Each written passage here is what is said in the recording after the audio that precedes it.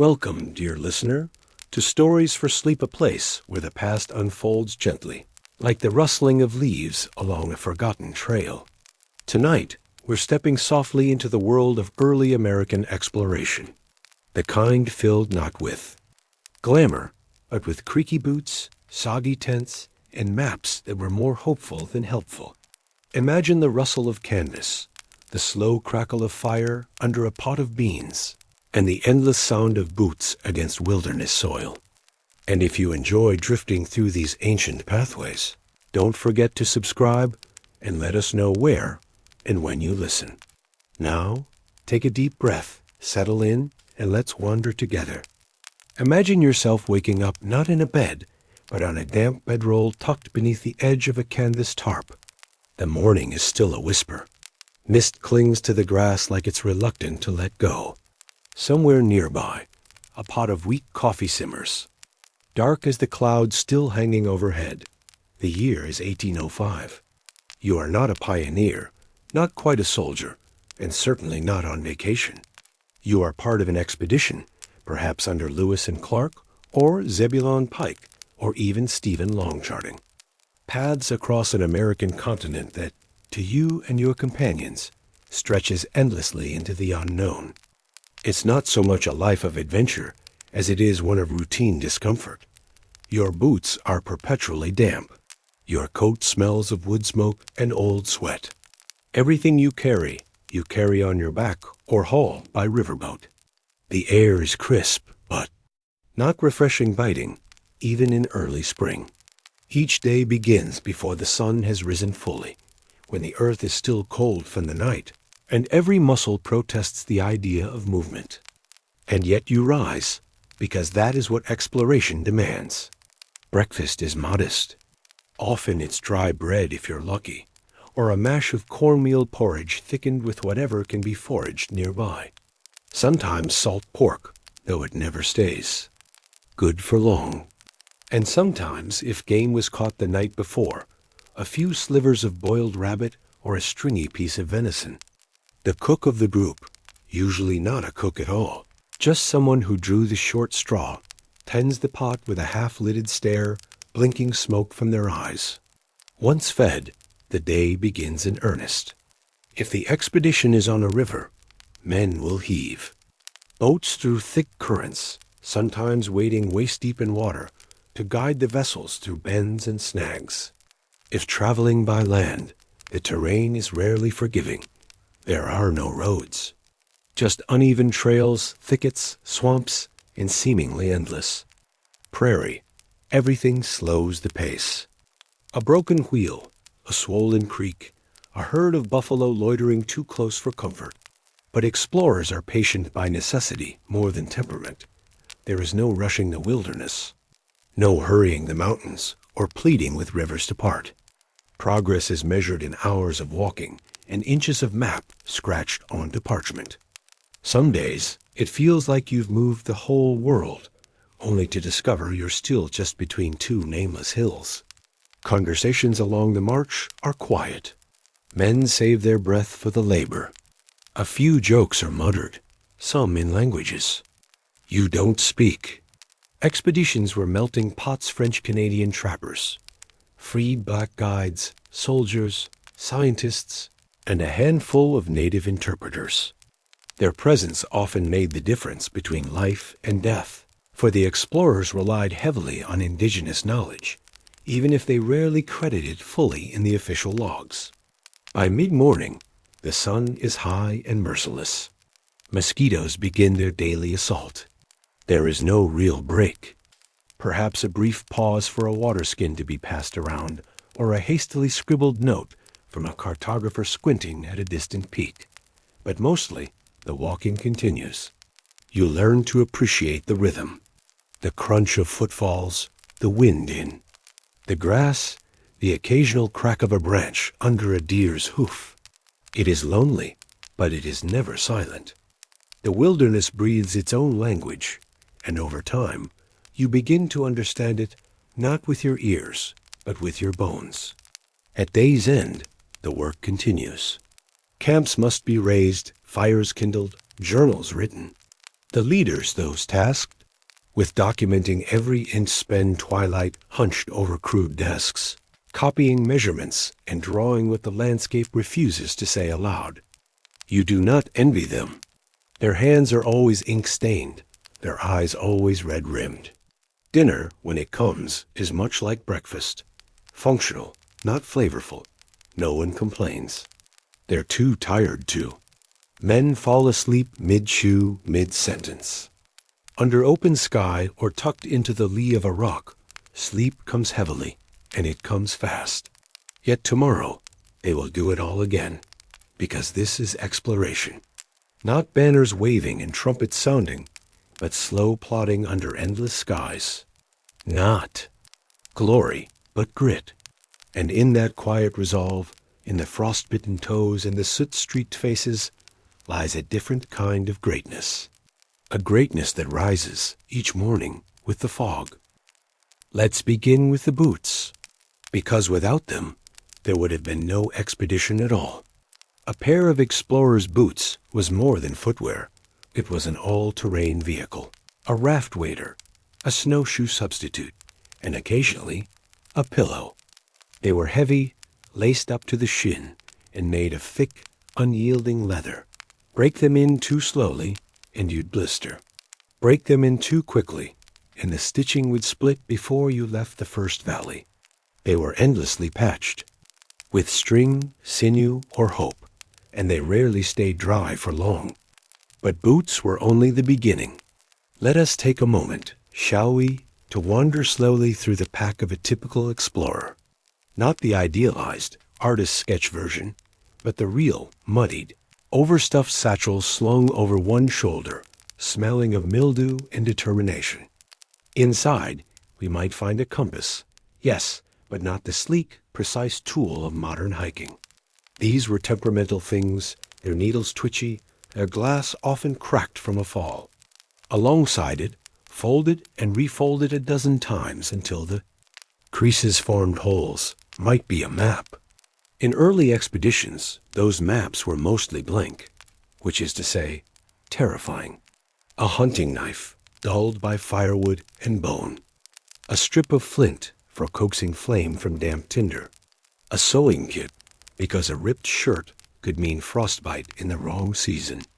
And waxed thread to stitch the soles back onto those ungrateful boots. Then there were personal items. Perhaps pipe carved from bone, a letter from a loved one, worn to near translucency, a small mirror, cracked in one corner, that reflected a face steadily more sun-leathered by the day. These things were not practical, but neither was loneliness. And they were carried anyway. And yes, many expeditions brought journals, leather-bound, water-stained, often smelling of ink and despair. In them, the explorers recorded everything: the curve of a river, the height of a peak, the taste of an unfamiliar route. These journals were part science, part therapy. A place where the wilderness became manageable, flattened into words. Rations were curious things. Dried meat, or what passed for it. Hardtack biscuits that could break teeth if not soaked first. Beans, cornmeal, maybe some dried apples if morale was high. Salt pork, when not rancid, was considered luxurious. No explorer ever truly felt full, but the goal was not satisfaction, only survival. Clothing was layered, patched, and perpetually damp. Wool was the fabric of choice, not because it was comfortable, but because it retained warmth, even when soaked, which it usually was. Cotton might be cooler, but wool was loyal. Perhaps most charming of all were the medical kits. Small pouches containing forceps, powders, and vials of things like laudanum or calomel treatments that often did more harm than good, but at least gave the illusion of control. Blisters, infections, and fever were daily companions. Few made the journey without a scar, and still, each man carried these things willingly, because to cross the continent was not about being comfortable. It was about being there somewhere on a map where no ink yet lived. And if that meant a bit of mildew in your flour sack, so be it. They carried these things not because they loved hardship, but because they believed in the idea of reaching something just beyond the horizon, a place only the prepared could dream of touching. And so they packed, repacked, stitched, and trudged, because the frontier didn't care how heavy your bag was, but it might, just might, reward those who brought an extra pair of dry socks.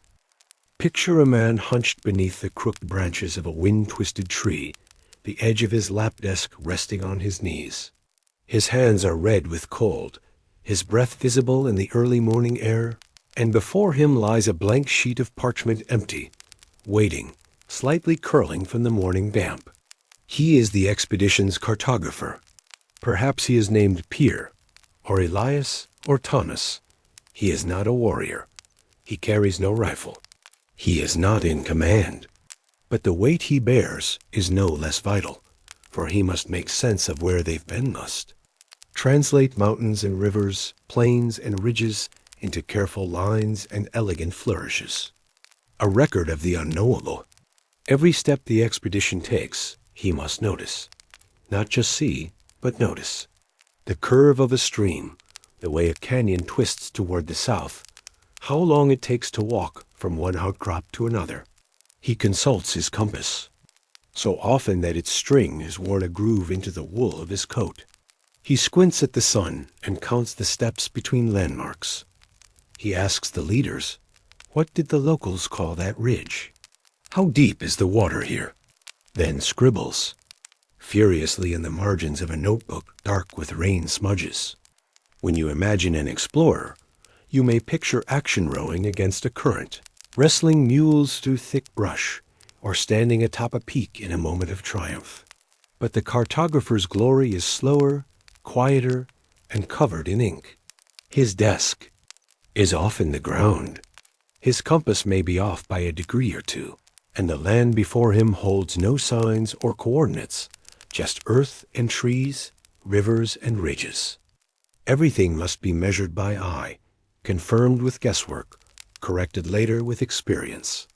If he's lucky, there's a sextant or chronometer available. If not, he relies on the stars and instinct. And maps are not just drawings. They are decisions. Do you show every bend in the river, every copse of trees? Do you include the hill that's only slightly higher than the others, or ignore it for the sake of clarity? And what of the things you do not understand? The languages you cannot write, the sacred spaces you should not name? Every map is a compromise. Every line a mixture of observation and interpretation. Errors haunt him. He corrects constantly. Ink is scratched out, notes revised, distances recalculated. He dreams of ridgelines and winding creeks, and wakes at night to add a measurement he forgot to record. In the evening, he consults the journals of others.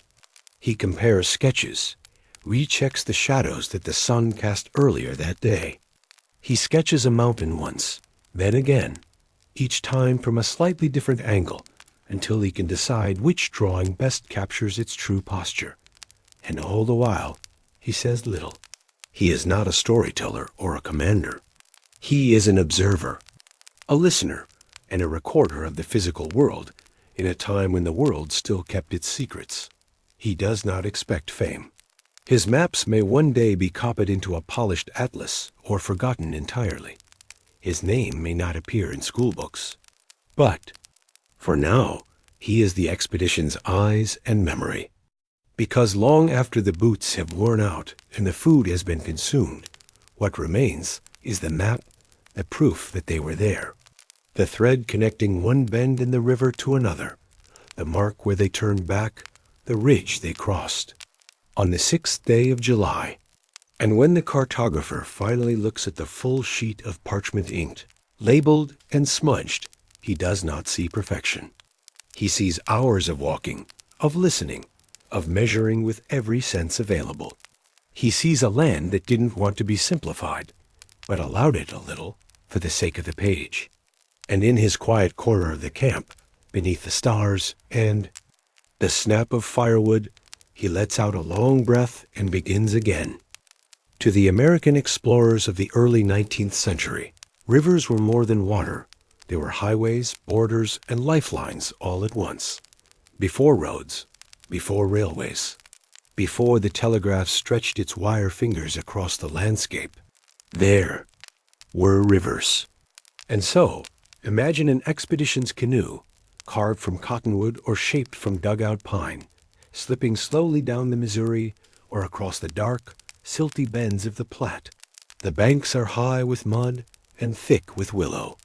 The current is lazy in some places, swift in others. The explorers move with it, paddles dipping in unison, the quiet splash of water the only constant rhythm in their journey. They do not fight the river, not unless they must.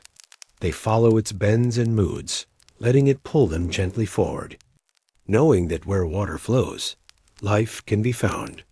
The river is everything. It's how they carry supplies, bundles of dried meat, kegs of gunpowder, crates of ink, and barrels of salted pork. It's where they refill their canteens, wash their sore feet, and scrub their worn shirts. It is transportation, sustenance, and sometimes danger. For rivers flood, they twist with debris. They carve new paths in the night. More than one explorer has watched a boat capsize, a pack animal drown, or a precious notebook disappear beneath the surface. There are rapids that roar like thunder and eddies that tug like invisible hands. The river gives, but it also takes, and it separates. On one bank may lie friendly land, open and welcoming. On the other, a nation wary of strangers, with stories of broken promises and violent pasts. The river becomes a line, not only in geography, but in diplomacy. So the explorers approach with caution. They learn to watch the trees along the bank for movement.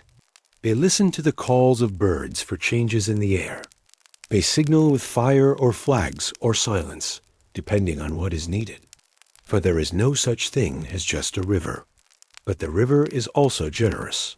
It teems with fish pike, catfish, and trout. The occasional beaver swims near, slick and silent, eyeing the canoes with lazy indifference. Birds soar overhead egrets. Herons, hawks each, offering a glimpse of the ecosystem they are floating through. Even the mud tells stories. The color, the smell, the way it squelches beneath a boot, all of it, tells the cartographer where they are, the botanist what might grow nearby, the soldier whether it's safe to land. At night, they pull to shore and make camp just above the high water line. The boats are flipped and tied. The fire is lit. Someone hums a tune. The air smells of damp canvas and roasting fish. And in the flicker of flame, someone inevitably glances at the dark water and wonders, how many others have floated here before? How many more will follow? Because the river holds memory.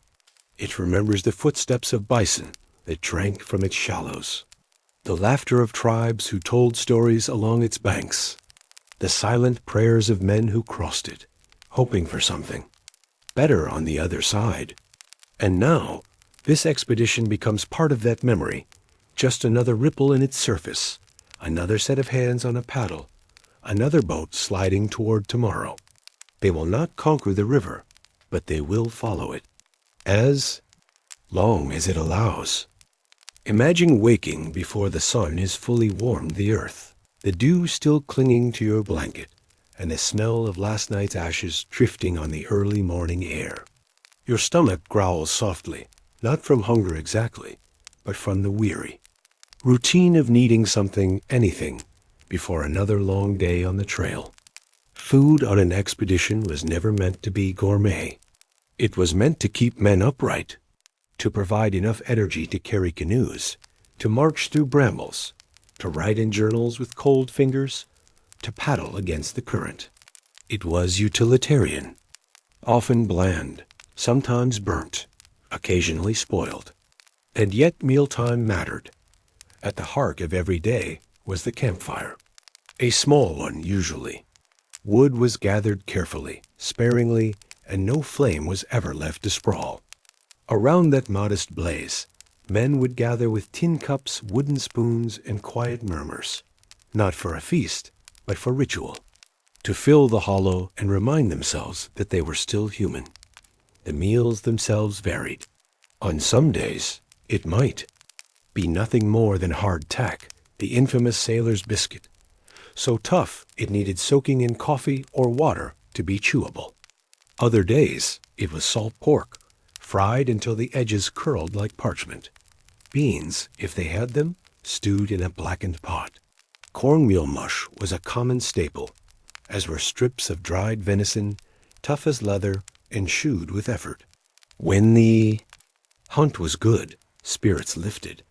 A freshly caught rabbit or a fat goose might change the mood of the camp entirely. Out came the shared knife, the pot scrubbed with handfuls of sand, the grease sizzling as fat met flame. A few wild onions, perhaps, or leaves from a nearby bush, added in cautious optimism, hoping for flavor, praying it wasn't poisonous. They ate in silence more often than not. Talking came later. For now, chewing, swallowing, and warming hands by the flame, and they shared because they had to. Food was communal. No one hoarded their rations unless they wanted suspicion or worse. If someone caught a fish, it was cleaned and passed around. If someone baked a flatbread on a hot rock, it was torn and offered to the group. Fairness meant survival. Selfishness brought isolation, and isolation, out here, could become fatal. The cook, if there was one formally designated, carried a heavy burden, not just of duty, but of blame. If the stew was thin, he heard about it. If the coffee was bitter, eyebrows raised. But on nights when he managed to do something slightly remarkable, when he crisped the salt pork just right or added a handful of berries to the mush, he was rewarded with soft praise, perhaps even a rare chuckle from a man too tired to laugh. Meals also meant stories. It was in these small windows of rest that the explorers became more than bodies in motion. Around the pot or fire, they spoke softly of home, of children and wives, of favorite foods, of the rhythm of life before the wilderness consumed them. Sometimes they sang. Sometimes someone recited a poem remembered from school. Sometimes they just sat, letting the fire crackle do the talking. But always there was that quiet intimacy that only shared hardship creates. And when the meal was done, the fire was doused. The tins were packed. The pot was scrubbed with water and leaves. The remnants of fat were buried. And the expedition moved on, the taste of ash and bacon lingering on their breath. Because in the end, food was more than fuel. It was connection. To each other, to memory, to the rhythm of days that blurred together in the endless sweep of terrain. While some carried rifles, and others carried shovels or charts, a select few carried something much heavier, leather-bound journals, soaked in sweat and rain, filled with the weight of observation. The journal keepers were the soul of the expedition. Every evening, after the tents were pitched and the boots removed, someone would reach for their journal. By candlelight or firelight, often hunched beneath a blanket to keep the bugs away, they would write, page after page. What did they record? Everything and nothing. The weather, the route, the names of new plants, the behaviors of birds, the quality of the soil, the scent of the air before rain, whether a man complained of toothache, whether a horse limped, whether the mood of the party felt heavy or light. And often they wrote of the land not as conquerors, but as guests. They described mountains with reverence, rivers with caution, and forests with wary curiosity. Not always in poetic terms, many were scientists, after all, but with deep attention, a sense that what they wrote might matter. That someone, somewhere, might need to know what the western prairie looked like in the gold light of late September. And there was comfort in the act. In a world of uncertainty, of shifting maps and creaking wagons, of food supplies running low and creeks swollen with unexpected floods, the journal was a constant, a place to restore order, to name the nameless, to say, "We were here." Some pages were careful, almost clinical. Measurements, sketches, notes in Latin. Others were loose in emotional frustrations, spilled out in loops of angry ink. Rained again, mule lost, felt lonesome today. Cook burned the beans. They wrote of fear too, quietly, with restraint.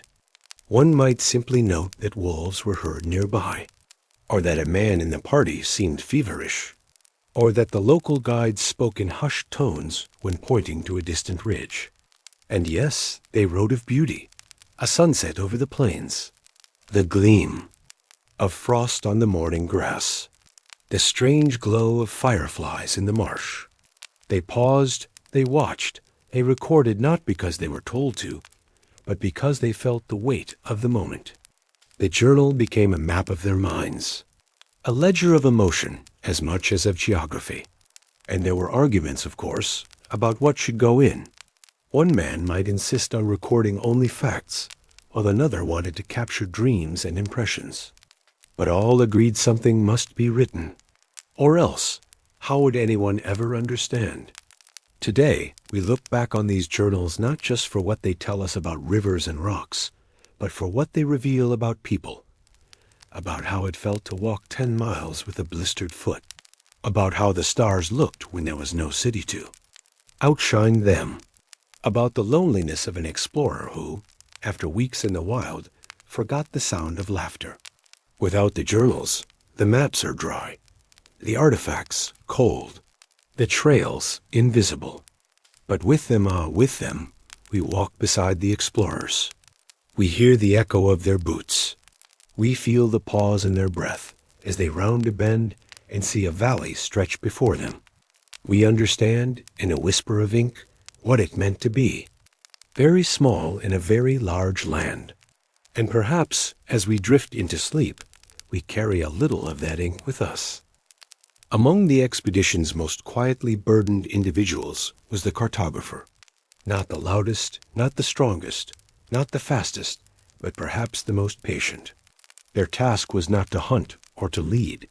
It was to see, to record, to measure a land that had never been charted by their kind before.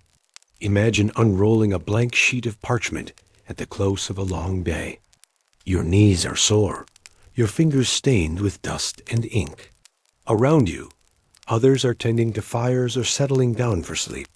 But you take out your compass, your tools, and you begin. The land was not made for straight lines. Every slope, every bend of the river, every hidden pass had to be noted, sometimes with rough charcoal sketches, sometimes with elegant curves of quill ink. The cartographer might kneel by the edge of a stream, watching how it flowed, estimating speed and depth by the way leaves danced upon its surface. They would mark hills not just by shape, but by feel. How long did it take to climb? How hard to descend? And yet, their maps were more than geography. They were memory. Each line drawn was a record of footsteps taken. Each symbol was a moment preserved. The crook of a tree that marked a trail, a boulder shaped like a crouching bear, a canyon so silent it made the heart race. These were more than waypoints. They were the rhythm of the journey, the hidden heartbeat of the land.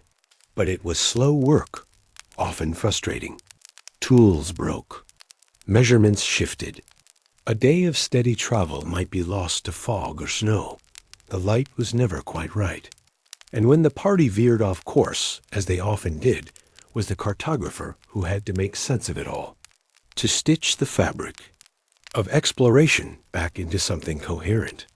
They couldn't ask the land to be still, so they adapted.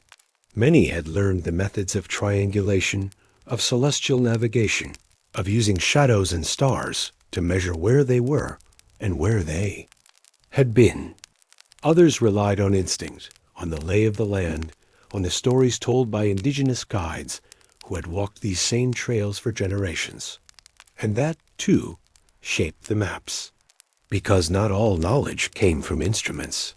Some came from memory, from oral tradition, from the whisper of place names spoken in languages the explorers could barely pronounce, let alone understand.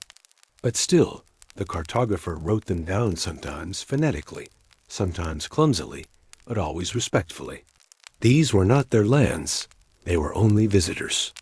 And when storms came, the maps had to be protected, wrapped in oilskin, hidden, under coats, held against the chest like a secret. Because if the maps were lost, so was the journey.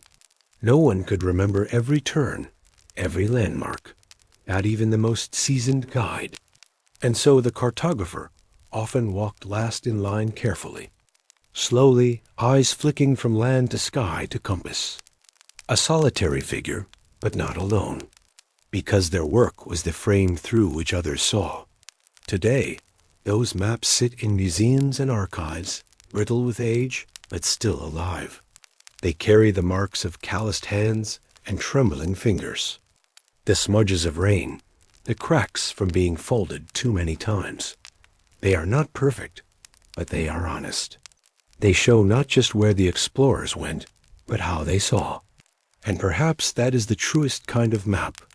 No American exploration story is complete or even remotely honest without speaking of the indigenous peoples whose lands were being crossed, documented, and claimed in languages not their own. To many explorers, indigenous encounters were anticipated with equal parts anxiety and hope.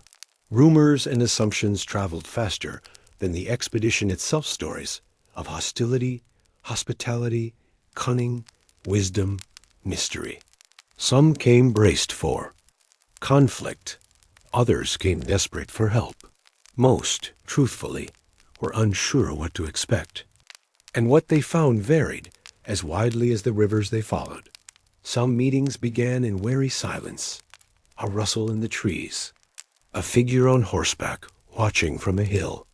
The parties would approach slowly, hands raised, weapons lowered, eyes locked, but voices hushed. Often, translators were scarce, and gestures did the talking. A hand to the chest meant me. An open palm meant peace. An offered pipe or a gift of beads might open the way. There were misunderstandings of course. Sometimes, a symbol that meant one thing to the explorer meant something quite different to the tribe. A handshake was not universal. A smile could be mistaken for a threat. But often, kindness bridged the gap. A loaf of bread, a fur. A few words learned in earnest, spoken poorly but honestly. And so, tents were pitched side by side, fires shared, stories traded, names attempted. Explorers learned how to track animals from those who had done it all their lives. They learned how to read the sky without instruments, how to find edible roots, how to cross icy rivers without freezing. They learned humility, slowly, often grudgingly, but they learned. And in turn, they offered what little they had to give: steel knives, cloth, trinkets, sometimes information, though what good. A map was to someone who already knew the land like a song is debatable. There were tribes who welcomed them, generously and without suspicion. There were others who remained distant, offering only cold glances and closed doors. And some, tired of broken promises from earlier visitors, chose to vanish before the party, arrived leaving behind only faint traces in the grass. And occasionally, tensions rose. A horse mistaken for stolen, a misfired gun, a gesture misread. Arguments broke out, often calmed by cooler heads or intermediaries, but sometimes leading to lasting mistrust. The explorers were aware, always, that they were walking through someone else's home. And yet, many of them wrote admiringly of those they met, of the skill with which the Lakota rode horses, of the graceful diplomacy of the Mandan, of the patience of the Nez Perce, who once fed an entire starving party for days, of the quiet wisdom of old men who said little but watched everything. They wrote, too, of the sadness in leaving. After days or weeks spent together, parting could feel like a loss. Bonds, however tentative, had formed. Names were remembered, a blanket exchanged, a carved pipe left behind as a gift, and then onward into unfamiliar terrain once again. Later, around the fire, someone might mention a face from that village, a child who laughed at their hat, a woman who helped them bandage a wound, a man who showed them where the river forked, saving days of wandering. These memories lingered longer than many landscapes. But history reminds us these encounters were not equal. The explorers came with the weight of empires behind them. Even the kindest among them were still instruments of expansion. They were drawing borders on maps that would eventually erase the ones already there. Their admiration did not prevent the flood that followed.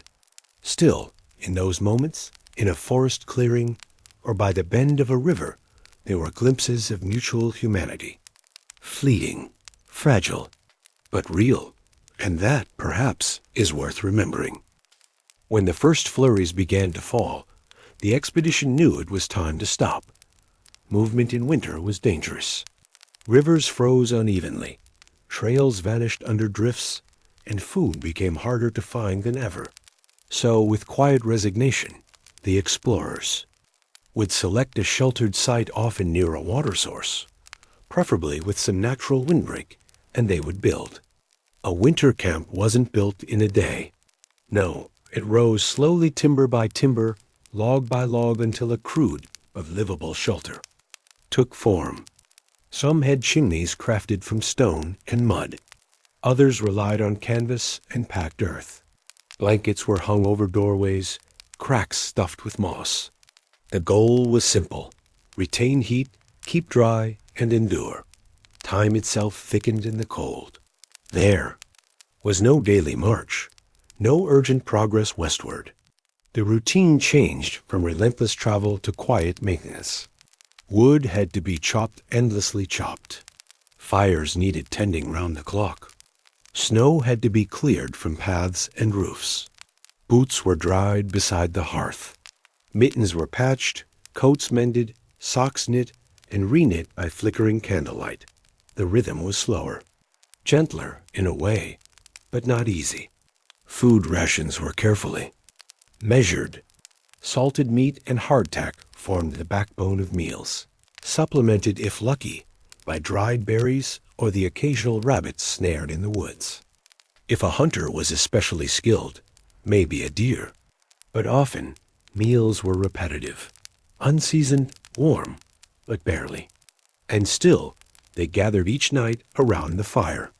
Some smoked pipes in silence, others sharpened tools. A few might hum low, mournful songs that echoed faintly against the frozen trees. Someone would tell a story about a place they'd once lived, a river they'd crossed, a sibling left behind. Laughter came quietly, more out of necessity than joy. In winter, everything slowed except the cold. Frost crept into joints and lungs. Water froze in buckets before it could be drunk. Fingers stiffened before dawn and didn't warm until well past noon. Beards grew thick with ice. The fire was less a comfort and more a requirement like breath itself. Illness spread easily. A cough passed from one tent to another, like a whisper. A scratch could fester into something far worse. They wrapped wounds in cloth soaked with whiskey, if any remained, or chewed herbs passed on by native allies earlier. In the season, but they lacked doctors. Only practical men with steady hands and limited tools. Some didn't survive the winter. A man might simply not wake up one morning, his breath frozen still in the night. Others faded slowly, losing weight, growing pale, their steps unsure. When that happened, the party would gather quietly. A small grave was dug in the frozen ground, or sometimes not at all. A body might be left under stones, marked only by a carved branch or a folded hat, yet life persisted. By midwinter, the days were a little longer, The sun lingered just barely. The ice on the stream grew thinner. Birds returned. Tracks appeared in the snow. Spirits lifted with the promise of motion. Boots were oiled. Packs repacked. Maps reviewed. And when the thaw came, when the snow turned to slush and the rivers roared with meltwater, the party would rise like the spring itself, stretching, aching, cautious. Another season had been survived, and the road west called once more. They don't appear in many of the official reports. Their names are often missing, misspelled, or reduced to vague titles. The wife of, the guide's daughter, a native woman. And yet, the expedition could not have happened without them. The women of the American exploration era lived mostly in the shadows of history. But in the shadows, one can still do important things, like build fires, boil water, stitch torn cloth, deliver children, gather roots, interpret languages, negotiate peace. Sacagawea, perhaps the most famous among them, was barely out of girlhood when she joined the Lewis and Clark expedition. A Lemhi Shoshone woman, she walked with her infant son strapped to her back through plains, forests, rivers, and mountains. She was not merely a token guide. She was a living symbol of peace. No war party traveled with a nursing mother, and so her presence often soothed tensions before they had a chance to rise. She identified plants, what to eat, what to avoid. She recalled landmarks from childhood. She translated where she could. When she couldn't, she conveyed meaning with gestures. She carried her own burdens, despite having a child in tow. And at least once, she rescued vital documents and supplies from a capsized boat, wading into freezing water to do so. But Sacagawea was not the only one. There were others, less known. Wives of French traders who had lived in the wilderness far longer than the officers leading the expeditions. Indigenous women who agreed to guide for a season in exchange for blankets or safety, or simply out of alliance. Some came willingly, others did not. They cooked while others mapped. They mended while others marched. They cared for the sick while others hunted. Their work was constant, quiet, and uncelebrated, and they brought something else: resilience. Many male explorers cracked under the stress of the journey. They grew irritable, depressed, despondent. But the women, accustomed to being overlooked, often endured with less complaint. They were used to discomfort, to scarcity, to being resourceful without thanks. Even those who did not travel played a part. Women in frontier towns supplied wool, baked bread, shared news, and offered lodging to weary parties. In cities, women corresponded with explorers' wives, waiting months for letters, sometimes never receiving them. Some managed the finances of expeditions when husbands were away. Others organized receptions when they returned. But rarely did they get credit. The journals focused on battles, discoveries, names of rivers and mountains. They didn't mention who sewed the blanket that saved a man from frostbite, or who remembered which herb eased stomach cramps, or who braided rope out of stripped bark when supplies ran out. They were not on the payrolls, but they were part of the cost. When a child cried through the night in a wind-whipped tent, it was a woman who held them. When a man lay dying of fever, it was a woman who fed him spoonfuls of broth. When peace was needed between peoples, it was often women who crossed those cultural gaps with patience, empathy, and open eyes. And when the expedition ended, they returned to invisibility. No medals, no speeches, no pages in textbooks. Just the memory of tired hands and worn boots and voices quieted by time. But in the stories told at firesides, if you listen carefully, you can still hear them. The women who walked beside the maps and the muskets, who turned unfamiliar paths into temporary homes, who stitched the fabric of survival, not heroes perhaps, but essential. It is easy now, with satellites above and digital maps in our pockets, to forget what unknown once truly meant. For the explorers pushing westward in the early 1800s, maps were not just tools. They were aspirations, sketches of dreams, guesses at rivers, and outlines drawn from half-remembered stories or whispered trails. And so they brought pencils and ink and compasses, long leather cases of measuring chains, glass lenses and angle measuring instruments, some heavy, some delicate, all vulnerable to rain, dust, and time. These were not convenient tools, they were burdens. But without them, no one back east would ever understand where they had gone. Each morning, after coffee boiled and horses were saddled, the lead cartographer would lift his tools from their wrappings and once more begin to record. Every bend in the river, each new ridge or gulch he measured. Slowly, patiently, like a scribe in a shifting temple. To draw a place was to claim it, in a way. But the land was uncooperative. Trails vanished.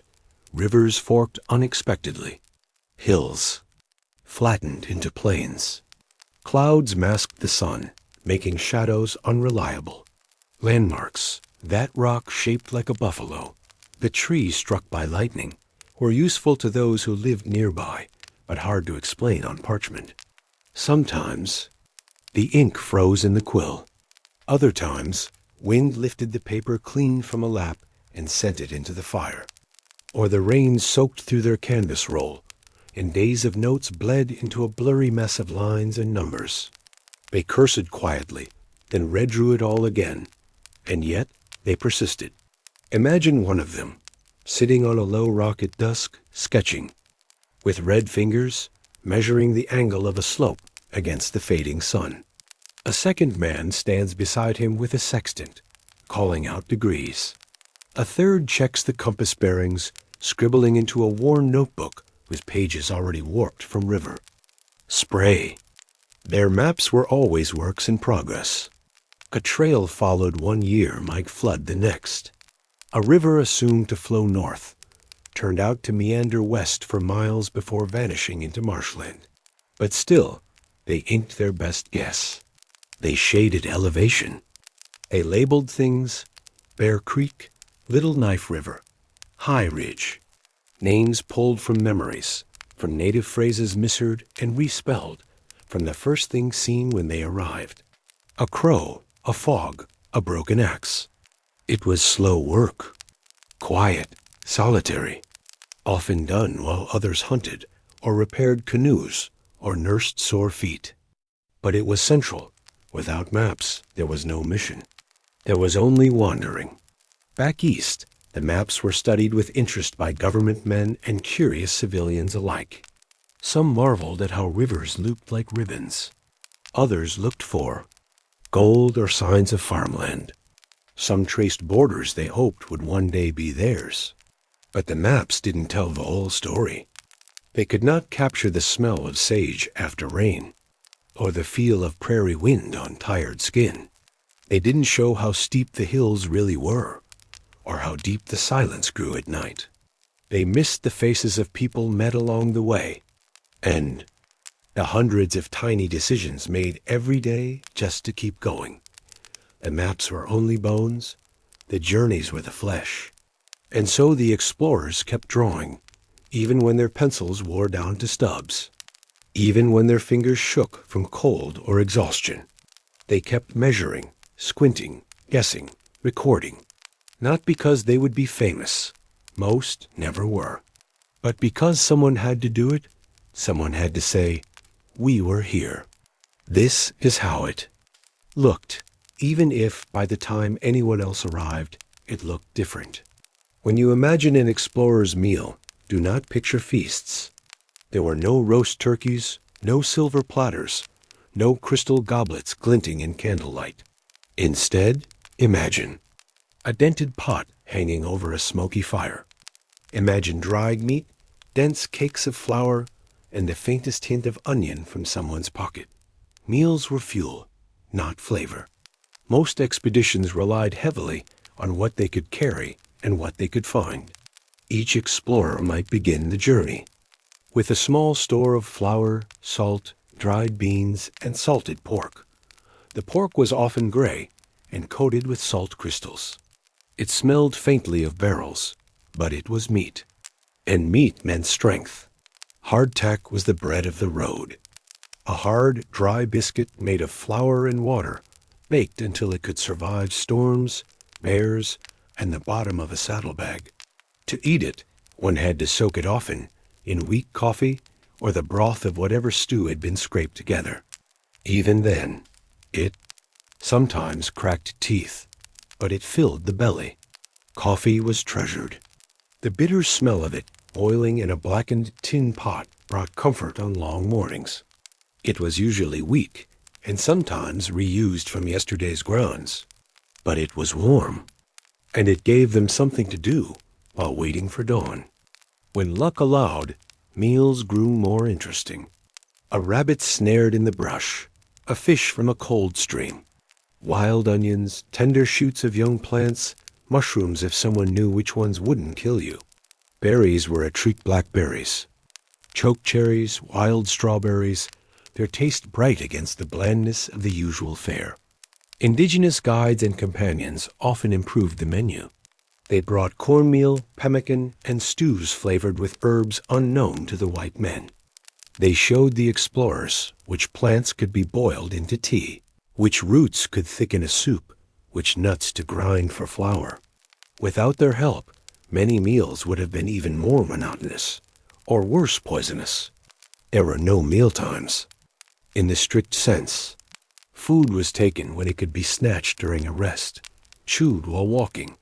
In camp, someone was always assigned to cooking. This person rotated, unless one proved especially skilled. Some meals burned. Others never cooked. True, but no one complained much. Hunger dulled expectations. The cooking fire was also the social hub. Men leaned on stumps, sat on rolled blankets, or just crouched. Spoons passed from hand to hand. Bread was broken, not sliced. Salt, when they had. It was treasured like gold. The sound of slurping stew mixed with low conversation and the soft hiss of flame. Occasionally there were celebrations, a safe river crossing, a successful hunt, a birthday remembered. Then a bit of sugar might be added to the pot. Someone might pull out a hidden bit of chocolate, saved for just such a moment. Spirits lifted, even if only briefly. Spoilage was a constant threat. If a barrel of pork went rancid, it was a blow to the entire group. If mold found the flour, they picked out what they could and prayed it would not sicken them. If rats chewed through stores, the men grew grim. They had no grocery stores waiting, only what nature, skill, and luck would provide. And yet they rarely starved. Thin, yes, gaunt by modern standards. But they adapted. They ate what they had. They traded for more.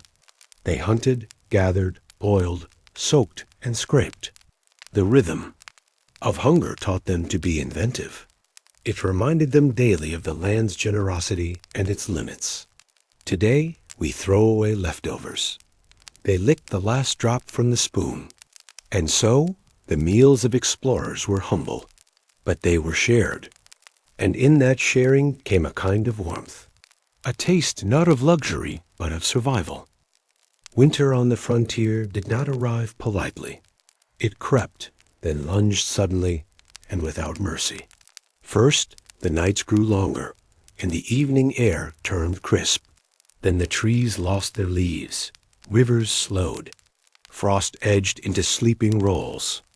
The wind, never quite friendly now, howled through every flap of canvas and seam of clothing. It was not the cold that explorers feared most.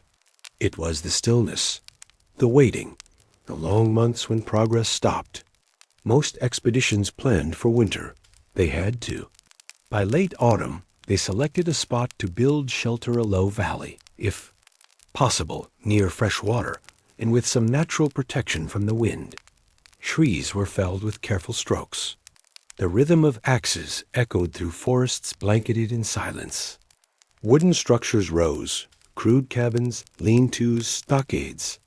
Chimneys of stacked stone belched wood smoke that smelled like pine and wet ash. Inside the winter quarters, life shrank to a slower rhythm. Blankets were layered. Firewood was hoarded like treasure. Small hearths offered limited warmth, and the frost often formed on the inside walls by morning. Candles were scarce, so darkness stretched long across the evening. Talk quieted. Even laughter was muffled, dulled by the weight of snow. And fatigue? There were chores, of course. Snow had to be cleared from around shelters to prevent collapse. Traps had to be checked, clothing mended by dim light, tools sharpened and oiled. Food, carefully rationed, needed preparation in ways that preserved every ounce. Men chewed more slowly, aware of how little remained in the stores. And always, there was the fire. The fire was never allowed to go out. It was watched, fed, whispered over. A man might be woken in the middle of the night to tend it.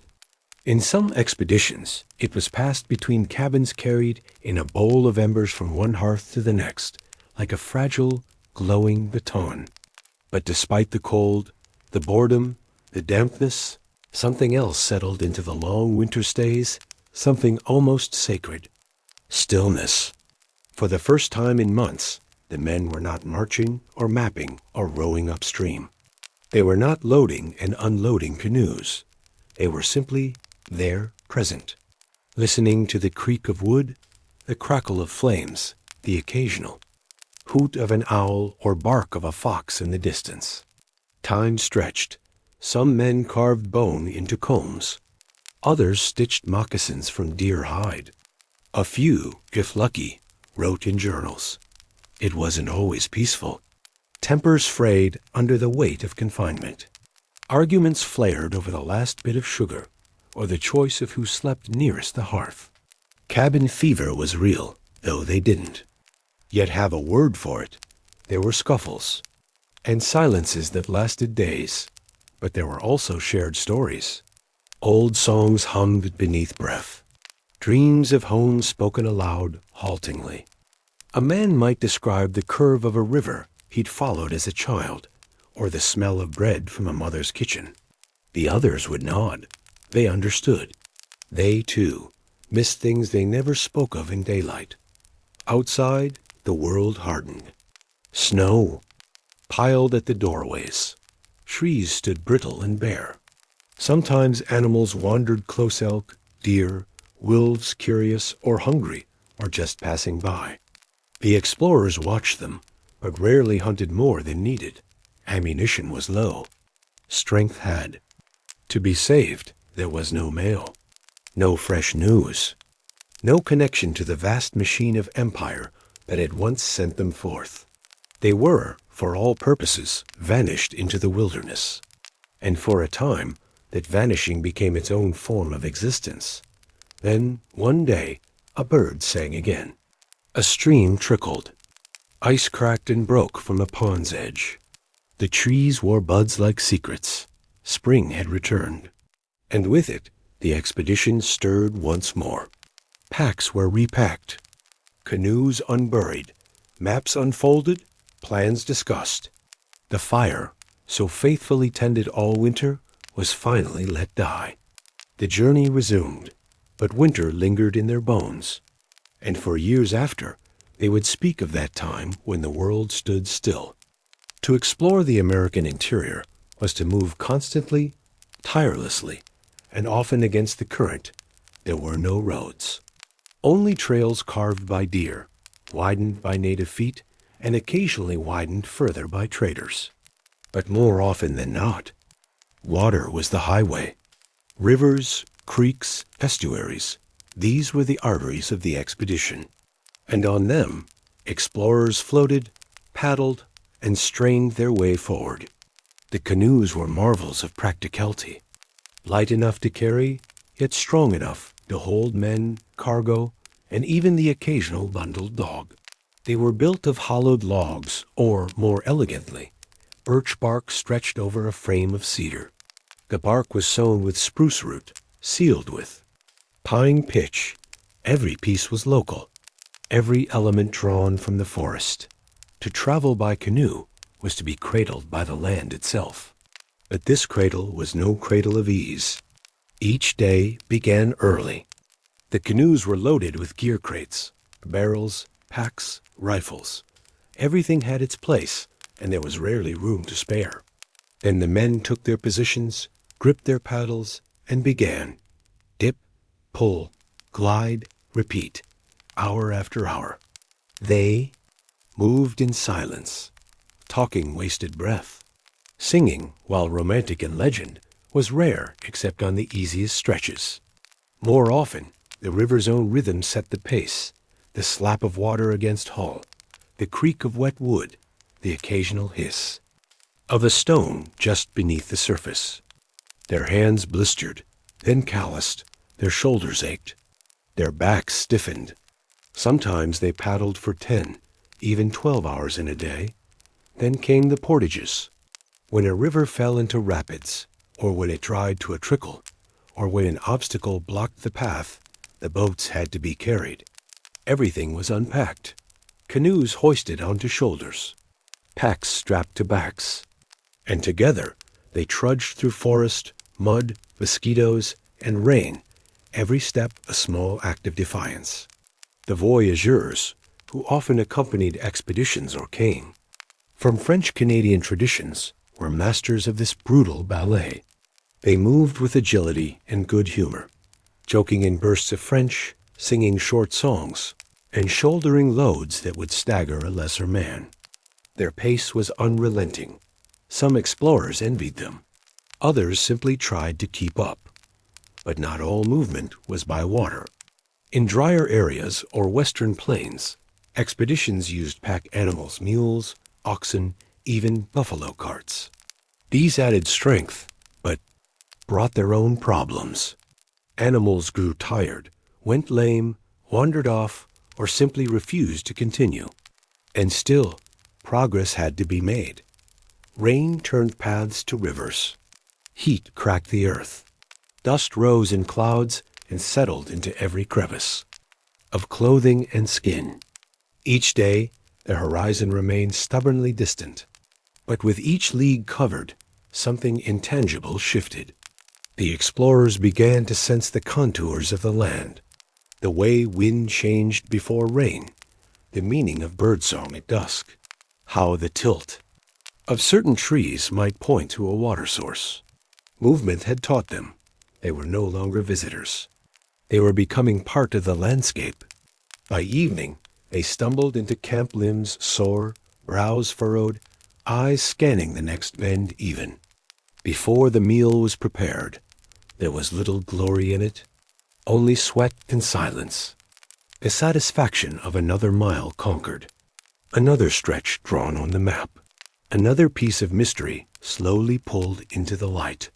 And in that labor muddy, aching, relentless, was the quiet heartbeat of the expedition. One paddle stroke at a time.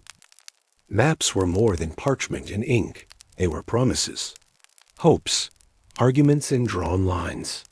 And for explorers of the American wilderness, mapping was not just documentation, it was revelation. It was the act of seeing a land unfold, one bend, of river at a time. Before the expedition began, they carried crude outlines. French trappers had offered notes. Native guides had described river routes and landmarks.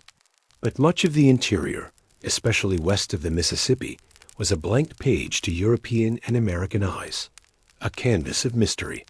The expedition's task was to draw in the missing pieces, to make the land known to the world beyond it. And so, they measured. Each morning, they observed the stars using sextants and compasses, calculating latitude and estimating longitude. They counted paces, timed their travel, noted every fork in the river, every new creek, every hill rising on the horizon. There were no drones, no satellites, only a man with a quill and the careful silence of the night sky, the lead cartographer, or explorer with mapping duties often worked late into the evenings. He'd crouch over his field desk, lantern flickering beside him, recording the curves of rivers or the distances between camps. Every detail mattered: the width of the channel, the surrounding tree cover, the elevation shifts, the presence of wildlife.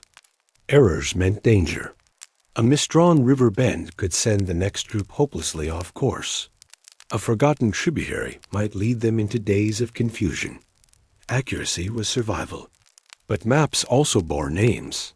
Many of the names we know today came from these journeys. Some were descriptive: Big Muddy, Bitterroot, Badlands. Others were commemorative, named after generals, patrons, or members of the party. There were Jefferson Rivers, Madisons, Gallatin's. Naming was an act of claiming, a way of inscribing a foreign language onto ancient soil.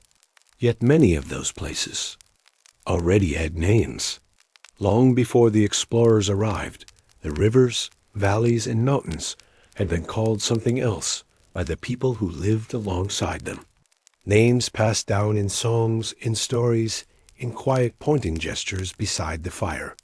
These names spoke of the land's nature, its moods, its dangers. Some explorers respected this. They asked the guides what a place was called and wrote it down. They tried clumsily, sometimes respectfully, to replicate the syllables. Others replaced the native names entirely, pressing European labels onto a landscape that had never needed them. But the act of mapping changed the explorers too. To draw the land was to observe it closely, to feel its shape in your bones, to remember which tree marked a turn, or where the wind shifted in a particular valley. The map was not just for others. It was for them. It helped them see where they had been and guess where they might go next. Mistakes happened. Sometimes. Rivers were placed where none existed. Mountains were exaggerated. Trails were misunderstood. And yet, the broader picture emerged. Slowly, across weeks and months, the contours of the continent took form. What had once been unknown became, if not familiar, at least named, at least imagined. And in that imagining, a new chapter of the journey began. The map was no longer just a tool. It was a mirror, a record of curiosity, hardship, and the desire to understand, even if only a little at a time. Out there, beyond the edge of farms, beyond the reach of cities, the world teemed with life. Real life, wild life, the kind of animals spoken about in whispers or illustrated in books, now seen in muscle and fur, in talon and fang, moving across the same trails as the explorers themselves. The first time the expedition spotted a herd of buffalo, the men froze. They had heard of them, yes, but hearing and seeing were different things entirely. The herd moved like a wave across the plains, thousands strong. Dark bodies, massive heads, low thunder in their footsteps. Dust rose like fog behind them. The ground trembled beneath boots. For a moment, the explorers forgot their hunger, their maps, their aching backs. Here was the wild, and it kept coming. There were elk in the valleys, their antlers rising like twisted. Trees, wolves watching from ridgelines, eyes gleaming. Foxes darting in underbrush. Beavers busy at dusk, reshaping creeks into quiet pools. Bears black, brown, and sometimes grizzly roamed the forests, unpredictable and unbothered. Birds, too, filled the skies. Great flocks of geese honking in arrowhead formations. Hawks circling high, owls staring down from branches, silent and still. And then there were the insects. Not the grand kind, not the kind that made it into journals, but the kind that hummed in clouds, bit through linen, and made sleep impossible. Mosquitoes by the thousands, gnats, midges, flies. They were constant companions, buzzing, biting, burrowing into seams of clothing. A man could slap his neck and find it red with blood from 10 tiny bites. The explorers learned to live with it. They watched and listened, studied tracks in mud, noted where deer drank, where squirrels gathered, where birds nested. They learned when the wolves were near, when the forest went still, and every sound seemed to retreat. Some animals were hunted, others were avoided. Buffalo provided meat, hides sinew. Elk and deer were welcome meals when stores ran low. Small game rabbits, squirrels, grouse became dinner with the pull of a trigger or snap of a trap. But grizzlies were another matter. The first grizzly they encountered didn't act like other bears. It did not flee. It stood its ground. Massive, scarred, eyes full of something ancient and unbothered. It took several shots to bring it down more than expected. The explorers were shaken. From then on, they moved more carefully through bear country and wrote about the grizzlies with a kind of awed respect.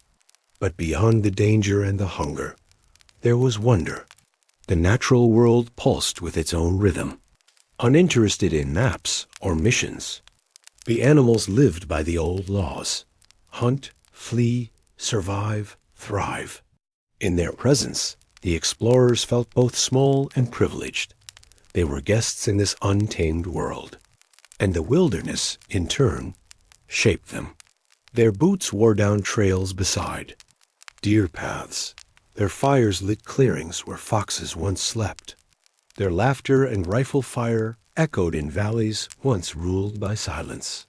But in the journals of the expedition, it is clear they were watching, learning, sometimes in fear, often in awe, because the land was alive, and they were part of it now. In the hush between mountains and rivers, there were moments that didn't crack with rifles or echo with marching feet. Instead, there were nods, gestures, pouches exchanged. These were the moments of trade moments on which the entire expedition often depended. Trade was not an afterthought. It was a lifeline. Before departure, the explorers' trunks and saddlebags were filled not just with provisions, but with goods meant specifically for bartering. Beads of every size and color, bolts of cloth, looking glasses, sewing needles, brass kettles, and the most favored of all metal tools: small axes, knives, fish hooks, items that shimmered with possibility to those they met. Because out there, along the far rivers and shadowed valleys, they would meet people. People who had lived with the land for generations, who knew the paths and the animals and the moods of the weather. These were not nameless tribes. They were neighbors in a landscape too vast to belong to anyone, and yet intimately known by those who walked it daily. Trade was the language they all spoke. Not the words, necessarily many times. Language was a barrier. But trade bridged the silence. A gesture toward a knife. A pouch of pemmican placed on the ground. A nod. A return offering. Eyes meeting, calculating, questioning, accepting. Sometimes it was warm and ceremonial. Smoke curled upward. Blankets laid out. Stories shared through interpreters. The giving of gifts was not merely transactional. It was cultural, relational. The explorers learned quickly that the first gift set the tone. Give something too small, and you might insult. Too large, and you might be seen as weak or desperate. There was a rhythm to it. And fur, especially beaver, was the coin of the realm. Long before the expedition, the fur trade had stretched across the continent like a web of hidden roads. French, trappers, British companies, American merchants, they all dealt in the soft pelts of animals who never understood their value to faraway gentlemen. Beaver hats, fox stoles, ermine-lined collars. These luxuries began in forests where snow muffled the sound of traps. The explorers entered into this economy cautiously and sometimes clumsily. They offered goods in exchange for food-smoked fish, roots, dried berries, and the all-important pemmican, that dense, fatty, dried meat paste that could fuel a man for days. They traded for directions, for interpreters, for peace. Sometimes they were refused. Sometimes they were welcomed. But always, the success of the expedition depended not just on the strength of its men or the sharpness of its tools, but on the open hands of those who had more to offer than the explorers realized. The fur trade also shaped their thinking. It made them aware of resource zones, where beaver were plentiful, where deer moved in herds, where the best pelts could be harvested. They began to view landscapes not only through the lens of survival, but through value. What could be gained? What could be exchanged? What had worth? But trade was never entirely fair.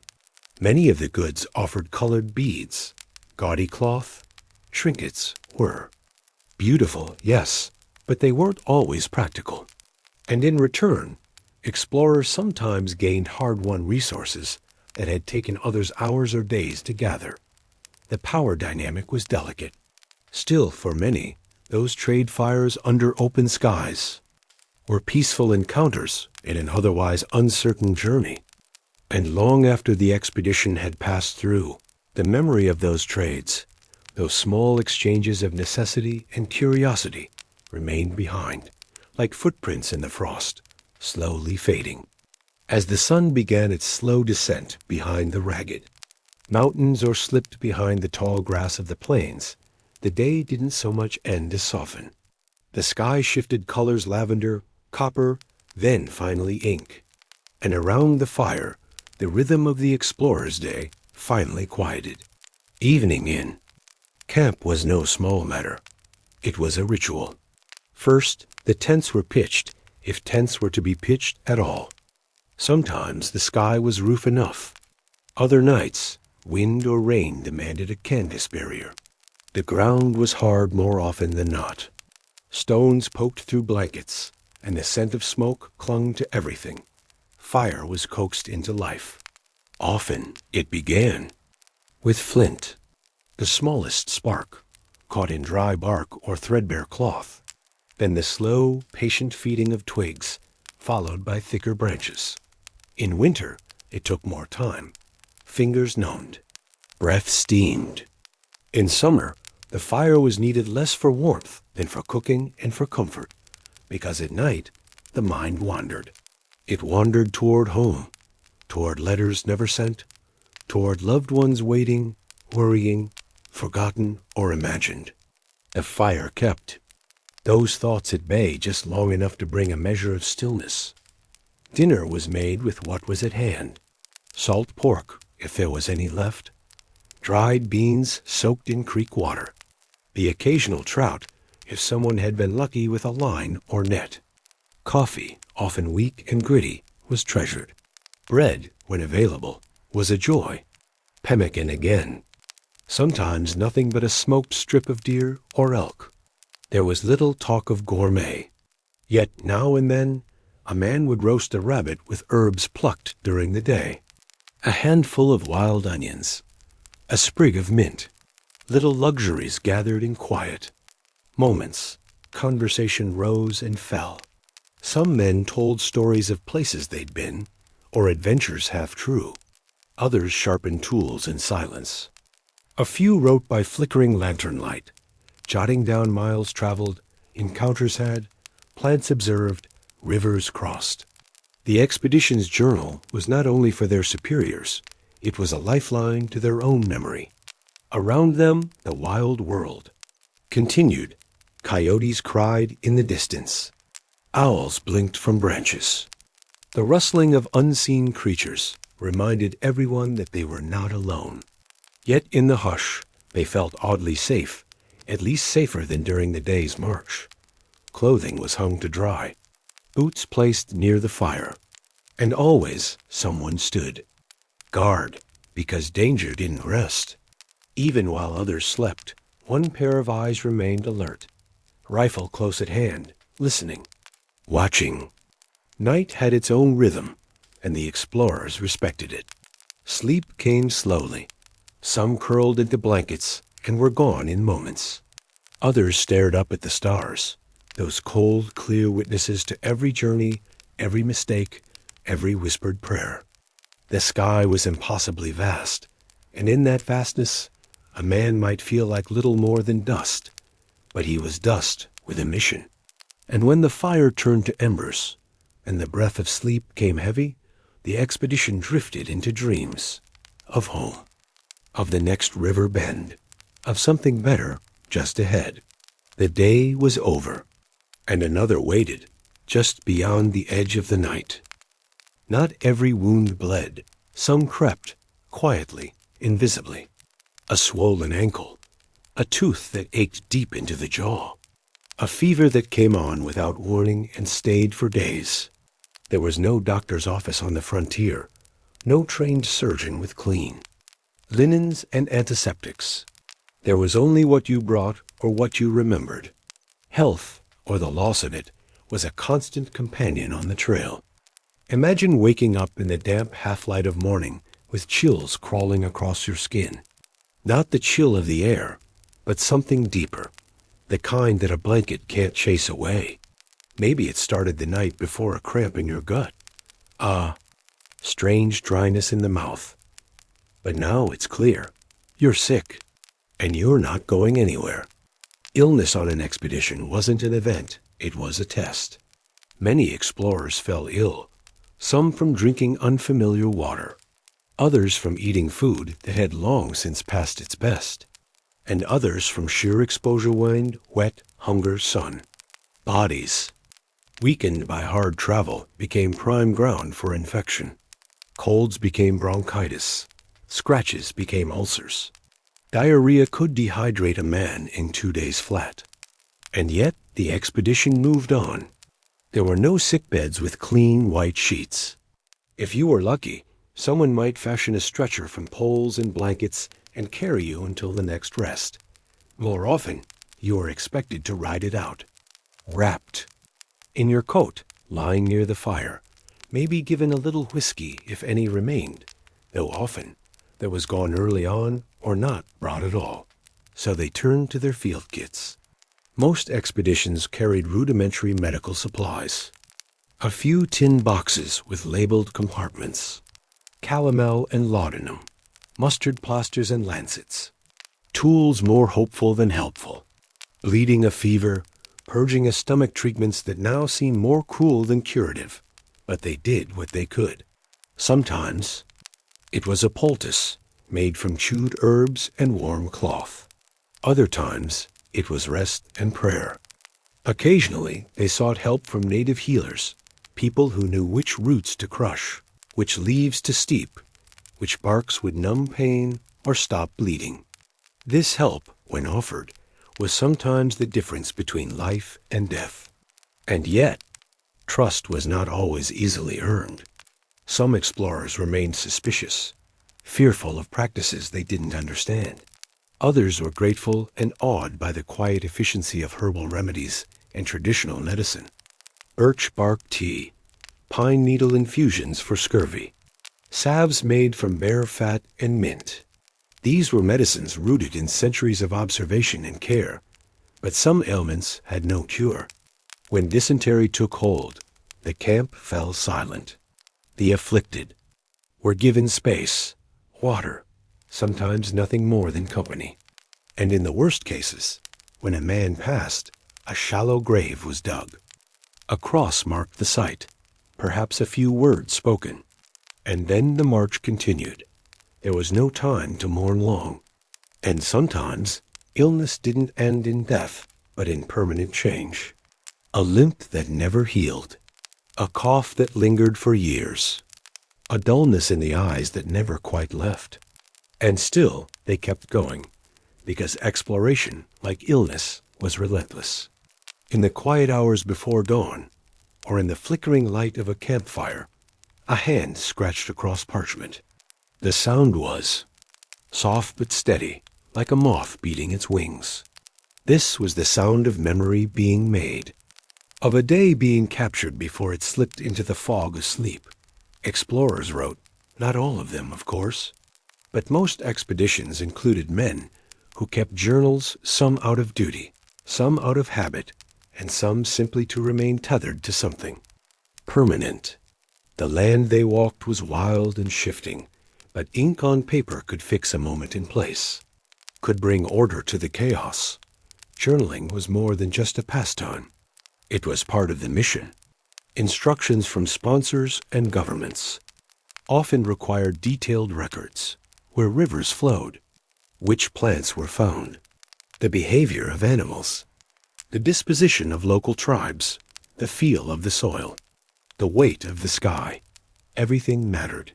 And so, after a long day of marching, waiting, bartering, and building, someone would sit down and begin to write. They described the taste of wild berries, the sounds of distant drums, the sudden fear when they spotted bear tracks, or the joy of finding a grove of trees perfect for shade. They noted weather, always the weather. A clear sky could feel like mercy. A sudden storm, a threat to every plan. Some journals were neat and measured.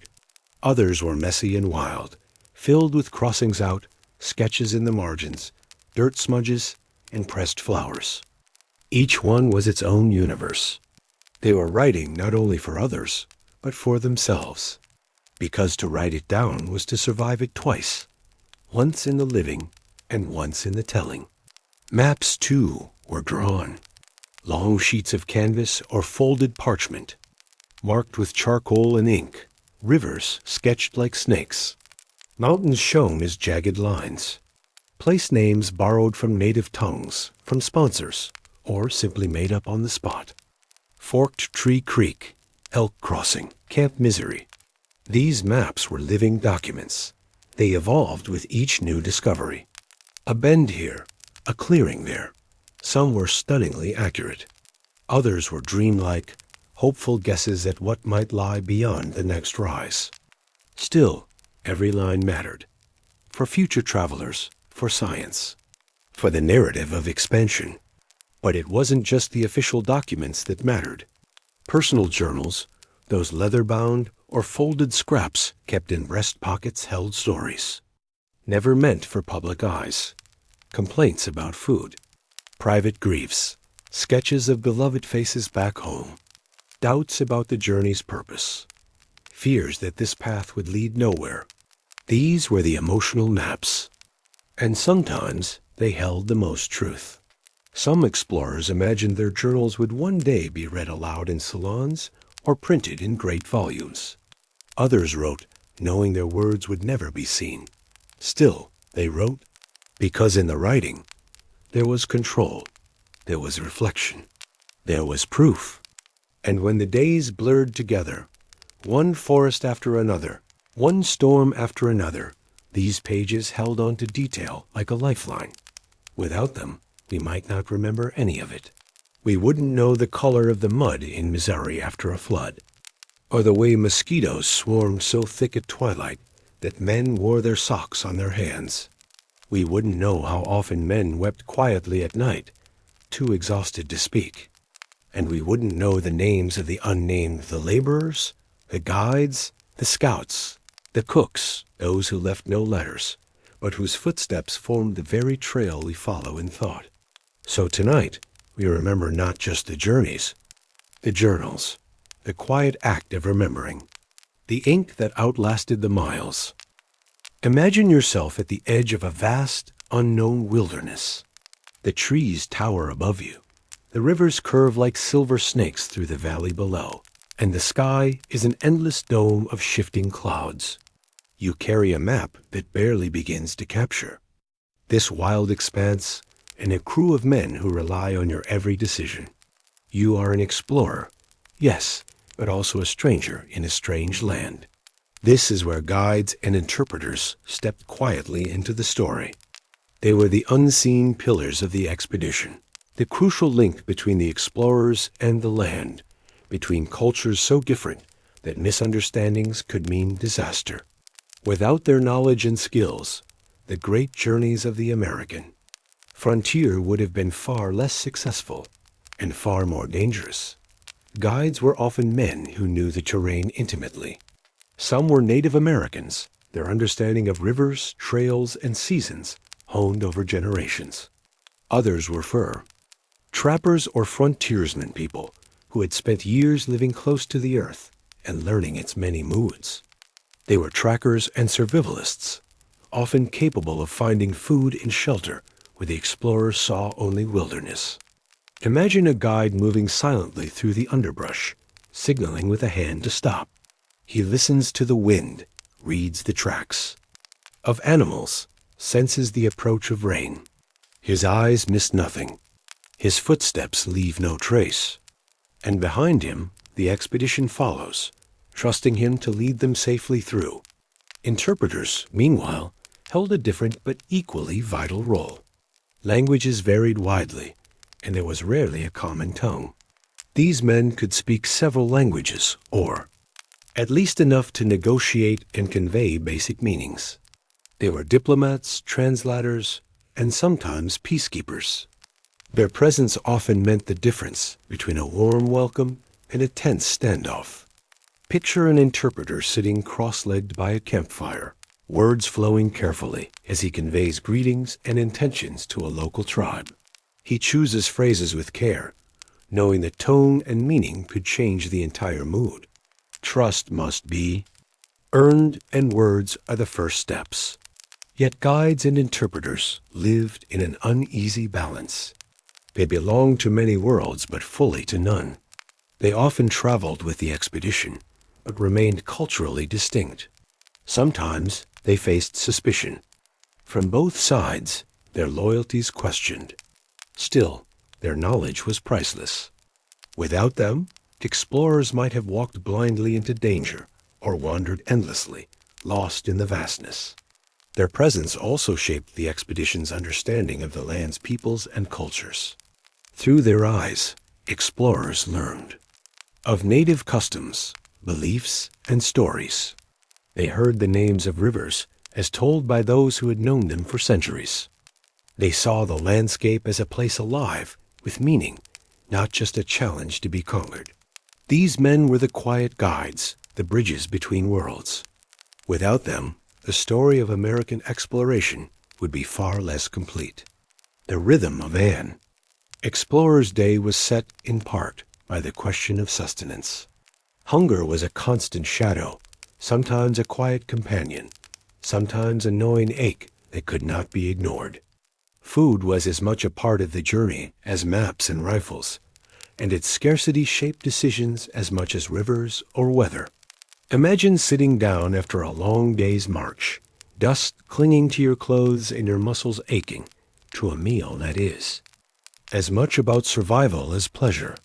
Hardtack was often the foundation, a dense, dry biscuit made from flour and water, baked until it was nearly as hard as the trail itself. It was durable, easy to store, and infamously unappetizing. Sometimes it was so tough that men used their knives to chip away at it, soaking it in water or coffee to soften the edges. Hardtack was not a meal to savor, but a fuel to keep going. Salt pork was another staple. Preserved in brine, it could be carried for weeks or months without spoiling. When cooked, it provided necessary fat and protein, though its saltiness was sometimes overwhelming. Explorers learned to ration it carefully, mixing it with dried beans or rice when possible. But food was never guaranteed. Foraging and hunting became essential. During brief pauses, men would scout for wild onions, berries, or nuts. They learned which plants were edible and which were not, sometimes through trial and error or by watching the habits of local animals. The scent of wild garlic or the bitter taste of certain leaves became markers of survival. Hunting offered fresh meat when luck was on their side. Deer and elk were prized. Rabbits and squirrels were fair. Game, birds too, could be snared or shot. The sound of a gunshot echoed differently in the wilderness than in a battlefield. It was a signal of hope, a promise of warmth and nourishment. Fish were caught in rivers and streams. Nets, hooks, and traps were set with care, sometimes under the guidance of native hunters who knew the best spots and techniques. Cooking was simple but careful. Meat was roasted over open flames or boiled in cast iron pots. Vegetables were scarce, and meals were often heavy and salty. Coffee, when available, was bitter but comforting, a ritual that offered a brief respite from the hardships. Water was collected from streams and springs, often carried in leather flasks. Its clarity was never guaranteed, and illness sometimes followed when the water was tainted. The explorer's relationship with food was complicated. It was both necessity and challenge. Its scarcity tested endurance. Its presence offered comfort. At times, hunger sharpened senses and motivation. At others, it dulled strength and hope. Evenings around the fire were often filled with stories about meals past tales of feasts or near starvation. These stories carried laughter, longing, and sometimes frustration. In the vast wilderness, every bite mattered. And so, food shaped the rhythm of life on the trail, sometimes a cruel reminder of scarcity, sometimes a rare source of pleasure. Imagine yourself stepping out of the thin canvas of a tent at dawn. The air is cool and heavy with the scent of pine and damp earth. All around you, the wilderness wakes slowly, and with it, a symphony of sounds begins to stir, subtle, steady, and ceaseless. The soundscape of the frontier was as much a part of the explorers' daily experience as the sun on their backs or the weight of their packs. Yet it was far from silent. Instead, the wilderness spoke in a language of rustling leaves, distant calls and shifting shadows. Birdsong was often the first greeting of the morning. Sparrows, thrushes, and warblers flitted through branches, their chirps and trills weaving a delicate tapestry. Sometimes the haunting call of a loon echoed across a still lake, or the sharp cry of a hawk pierced the air above. These sounds were both comforting and a reminder. Life thrived here, wild and free, but not all was gentle. The steady buzz of insects filled the warmer months. Mosquitoes gathered in swarms near water, their high-pitched whine a constant nuisance. Cicadas droned during the heat of the day, creating a nearly hypnotic backdrop. Occasionally, the rustle of a larger animal in the underbrush, perhaps a deer or a bear, would cause a sudden hush among the men. Even the weather made its presence known. The soft patter of rain on leaves, the distant rumble of thunder, the whistle of wind threading through the trees, all these sounds marked time and mood. A sudden gust could send a flock of birds into flight, their wings beating like soft drums. The crack of ice on a frozen river in winter was a stark, sharp sound, reminding the explorers of the fragile boundary between safety and danger. Night brought a new kind of chorus. Crickets sang their relentless song. Owls hooted in the shadows, their calls sometimes eerie, sometimes reassuring. The occasional howl of a coyote rolled across the hills, a lonely sound that could send a chill down the spine of even the hardiest traveler. For the explorers, listening was survival. Attuned ears could detect the approach of storms, the presence of animals, or even the footsteps of other humans. The wilderness spoke, and those who listened well could understand its messages. But the sounds also shaped their emotions. In moments of quiet, the vastness of the forest seemed to expand with every note. It was easy to feel small, almost lost in the symphony. Yet it was also grounding. The wild chorus was a reminder that, though strangers here, they were part of a living world. The sounds could soothe or unsettle. At times, the night chorus became a lullaby, a natural melody to drift to sleep by. At others, it was a reminder of the unknown, a prompt to keep watch, to stay alert. And so, the soundscape was a constant companion, sometimes a friend, sometimes a warning, always present. Imagine pulling on stiff boots at the break of day, the leather cold and slightly cracked from travel and weather. Your clothes are your armor against the elements, your shield from cold, heat, rain, and thorn. For the explorers, every garment, every piece of gear, was a matter of survival and comfort, sometimes barely balanced. Clothing was simple, functional, and durable. Wool and linen were favored materials, chosen for their ability to insulate and wick moisture. Shirts were often coarse, but they protected skin from sun and brush. Trousers were sturdy, made from canvas or heavy cotton, patched many times over. Jackets, when worn, were thick and weather-resistant, often lined with fur or flannel in colder months. Footwear was especially crucial. Boots were made from tough leather, designed to endure long marches over rocky ground, through mud, and across streams. Yet no boot was perfect. Blisters were common, and feet could swell or freeze. Waterproofing was minimal, so wet feet often led to discomfort and infection. Some men wrapped cloth or leather strips around their ankles for extra support. Hats varied, but broad brims were common, helping shield faces and necks from sun and rain. Wool caps or fur hats were worn in winter to keep warmth in. Gloves, too, were practical necessities, protecting hands from thorns, cold, and rope burns. Beyond clothing, gear was carefully chosen and carried with intention. Knives were ever-present tools for food preparation, defense, or cutting wood. Flint and steel for starting fires were essential, especially in damp conditions.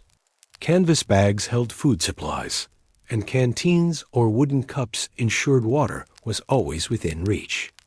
Backpacks, if used, were simple, often homemade, and designed for maximum utility rather than comfort. Many men carried tools strapped to their belts, small hatchets, compasses, or tobacco pouches. Clothing and gear were tested daily. The land did not forgive mistakes. A torn shirt left skin vulnerable to sunburn or scratches. A broken shoe could slow a man dangerously.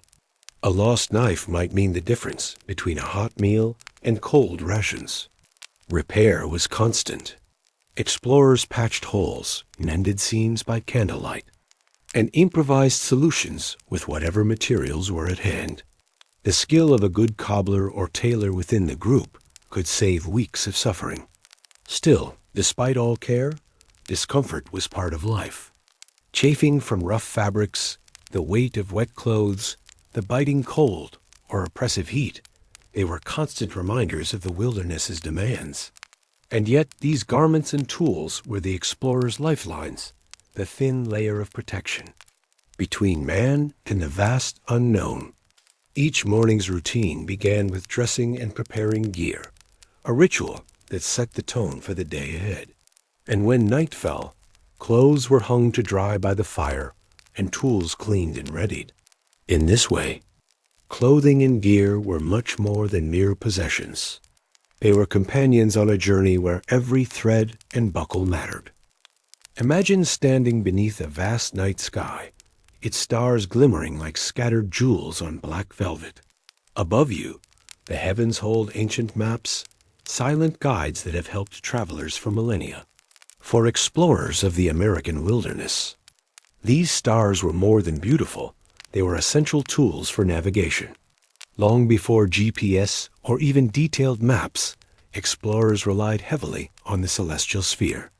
On clear nights, the North Star, steady and bright, became a fixed point to steer by, its presence a constant comfort in the dark wilderness. But cloud cover and the changing seasons complicated matters. Without the stars, a man was often lost. Alongside the stars, compasses were vital. These small, intricate devices pointed north with quiet certainty, offering a mechanical promise amidst nature's unpredictability. Compasses were precious, carefully guarded instruments, passed down or loaned between expeditions. A broken compass could lead a party astray, turning a journey into a slow, perilous drift. Yet navigation was never purely technical. Explorers learned to read the land itself, the shape of hills, the flow of rivers, the direction of prevailing winds. Trees bent in certain ways. Moss grew thickest on northern trunks. The sun's position marked time and direction. These subtle signs required patient observation and practiced intuition. Imagine a guide leading the way, eyes scanning every detail, hands brushing against leaves, ears tuned to the sounds of running water. He may not have had a compass or map, but he had the landscape etched deep in his memory. Mistakes were common. A wrong turn, a misread sign, or overconfidence could send men wandering for days, hungry and tired, searching for familiar ground. The wilderness had no mercy for error. Maps, when available, were rough approximations. Explorers sketched landmarks and routes as they traveled, but these were often incomplete or wildly inaccurate by modern standards. Still, they provided a framework, a promise of order in the sprawling unknown. And then there was the human mind itself. Some explorers kept mental maps, memorizing sequences of natural markers. Others followed river currents, knowing they would eventually meet larger waterways or settlements. The rhythm of their journey often depended on this intimate dance with the land. In this way, navigation was both art and science. It required patience, humility, and constant learning. It tested nerves and resolve, and it bound explorers not just to the earth beneath their feet, but to the sky above, and the knowledge passed through generations. As the sun sank behind distant ridges, the campfire came alive. The flickering flames cast dancing shadows on tired faces, and the smell of smoke mingled with damp earth and wood. This was a sacred moment, a pause from the endless march, a chance to rest, reflect, and connect. Around the fire, conversations flowed gently. Stories were shared, sometimes tall, tales, sometimes quiet recollections. Men spoke of home, of loved ones, of past adventures and near misses. The firelight made eyes gleam and laughter ripple softly through the night air. Songs were often sung. Simple melodies, passed from one voice to another, carried memories and comfort. Some were work songs, others laments, many just reminders of a world beyond the wilderness. The rough, uneven voices blended with the crackling fire, creating a lullaby of human endurance. Yet silence also had its place. Sometimes, after a long day, words were unnecessary.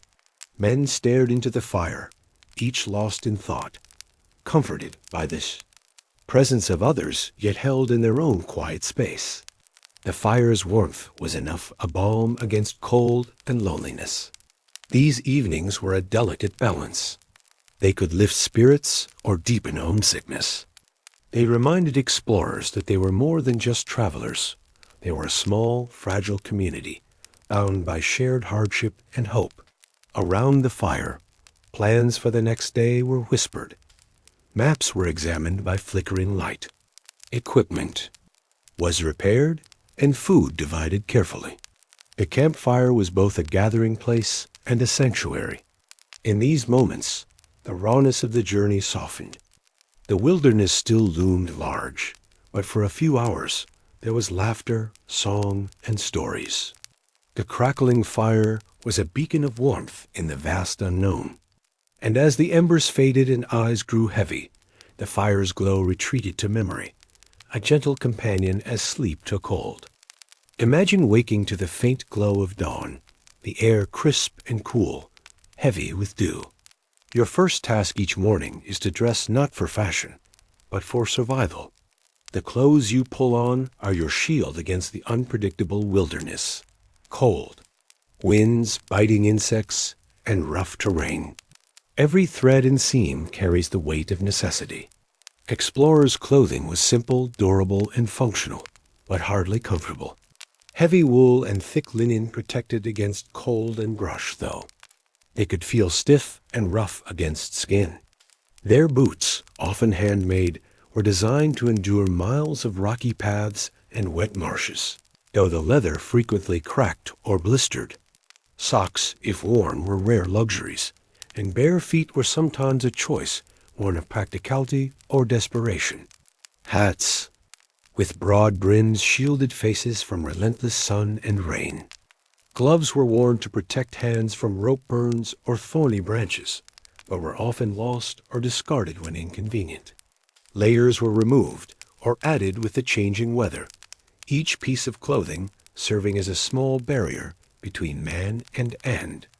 nature's harshness. Their equipment was equally critical. Knives hung from belts, ready for everything from preparing food to crafting shelter. Flint and steel were treasured tools for kindling fire, a task that could mean the difference between warmth and frostbite. Backpacks were loaded with essentials: dried food, water containers, and sometimes personal items, tokens of home, perhaps a letter or a small keepsake. Maps and compasses were not just tools but lifelines. Carrying a compass was a privilege. Without it, navigation became a test of intuition and luck.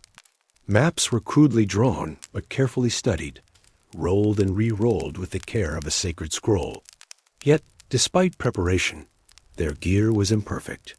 Clothes became soaked and heavy from rain or river crossings.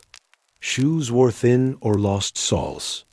Needles and thread were scarce for repairs, making every patch a small victory against wear and tear. The wilderness tested every piece of equipment relentlessly. Every morning, as they dressed and prepared, explorers faced the world anew. Their gear was a constant reminder of vulnerability, but also resilience, a fragile but vital armor for life on the edge of the unknown. Imagine the steady cadence of feet upon earth, a rhythm that defines days and weeks. The march of explorers was slow and deliberate, a measured pace that balanced urgency and endurance. It was a rhythm not only of the body, but of the spirit, sometimes weary, sometimes hopeful. Travel was rarely hurried. Each day brought miles to cover, obstacles to overcome. The land itself dictated pace. Muddy trails slowed progress, dense forests, forced detours, and steep hills demanded rest. Sometimes the weather intervened. Heavy rains turned paths into slick ribbons of clay, while blistering heat sapped strength. The men fell into patterns. Morning light signaled the start of the march. Breakfast was quick and often cold hardtack, dried meat, or whatever was available. Packs were hoisted, boots tightened, and then they moved out, often in single file, or small groups. The lead man navigated, eyes scanning the horizon, ears tuned to the wilderness's sounds. The pace was unrelenting but sustainable. Breaks were taken to drink, adjust gear, or rest aching muscles. Conversation during these pauses was sparse. Energy was preserved for the miles ahead. The terrain was rarely forgiving, and exhaustion was a constant companion. At midday, if conditions allowed, longer rests were taken. Campfires were sometimes lit briefly to warm food or boil water, but prolonged stops risked wasting precious time. Every moment was a calculation: speed versus safety, progress versus caution. The rhythm of the march shaped their experience of the wilderness. It forced focus, discipline, and patience. The wilderness did not rush, and neither could they. Days blended into each other, a slow procession marked by the crunch of boots, the snap of twigs, and the occasional murmur of voices. Nightfall brought relief. Men collapsed into tents or lay beneath the stars, muscles aching but minds at rest. The day's pace slowed to a memory, replaced by the soft sounds of night. The rhythm of the march was the heartbeat of exploration. It was a steady, unyielding pulse that carried men across unknown lands, one slow, careful step at a time. Imagine the quiet moments beside a flickering campfire, faces softened by the glow, voices lowered to a gentle murmur. Out here, far from familiar homes and the comforts of civilization, bonds between men became lifelines. The explorers were strangers united by necessity, strangers who, over time, forged friendships that could endure the hardships of the trail. The wilderness was no place for isolation. Shared struggles, cold nights, scarce food, long marches created a unique intimacy. Men learned to rely on each other for protection, for comfort, for simple companionship. The crackle of the fire was more than warmth. It was a gathering point for stories, for shared jokes, and sometimes for silent understanding. Friendships grew slowly but firmly. It wasn't the easy laughter of casual acquaintances, but the deeper connection of those who had seen each other at their best and worst. Men who had witnessed a companion's exhaustion, pain, or fear, and had stood by quietly, without judgment or hurry. Imagine a man helping another tend a blistered foot or sharing the last scrap of hardtack when supplies ran low. These small acts became the threads weaving a fragile social fabric in the vast wilderness. Sometimes friendships were tested. Differences in background, personality, or rank could create tension. The close quarters and constant stress occasionally sparked arguments. Yet for most, the shared goal survival and discovery meant compromise and forgiveness. Letters home were rare, and so these men became each other's family. They shared birthdays, celebrated small victories, and mourned losses together. The bond between explorers was a quiet strength, a human anchor amidst the wilderness's vastness. And when the journey finally ended, these friendships often lasted beyond the trail. They were woven into the story of exploration itself, a testament to the resilience of human connection, even in the most challenging circumstances. Imagine the world of American exploration as primarily men trudging through wild landscapes, but pause to consider the women whose roles, though less visible, were no less vital. Behind the scenes, and sometimes at the margins, women shaped the expeditions in subtle, profound ways. Women often remained at home, managing households, farms, or businesses, while men ventured into the unknown. Their labor ensured that resources and support were available, even across great distances. Letters passed between men and women bridged emotional gaps and maintained bonds. Yet some women were directly involved. In some cases, wives or daughters accompanied expeditions, providing care, cooking, and support. They were often the quiet backbone of the group, tending wounds, preparing meals, and offering comfort when spirits flagged. Native women played indispensable roles, too. Their knowledge of the land, plants, and local customs was a treasure trove for explorers. Sometimes, women acted as guides or translators, their understanding crucial to peaceful contact and survival. Their contributions, though rarely recorded in official journals, were woven into the fabric of the journey. Imagine a native woman showing an explorer how to identify edible roots or warning of approaching storms. These acts could mean the difference between life and death. In settlements that grew around exploration routes, women established homes and communities, helping to transform wild land into places of belonging. Their stories, though often overshadowed, are threads that complete the tapestry of exploration. Recognizing their presence offers a more nuanced understanding of the past day, reminder that exploration was not solely a man's endeavor, but a collective effort shaped by many hands. Imagine waking up to the soft rustle of leaves and the faint glow of morning light filtering through the trees. Your stomach reminds you gently that breakfast is due a modest affair, prepared with whatever the land and supplies provide. Food on the frontier was rarely abundant or varied, but it was essential, grounding, and often flavored with the sharp tang of necessity. Explorers carried with them staples designed to endure the journey. Hardtack, a dense, dry biscuit that could last for months. Salted pork or beef, cured to stave off spoilage. Dried beans and cornmeal, basic yet sustaining. These rations were never luxurious, often tough and bland, but they kept hunger at bay.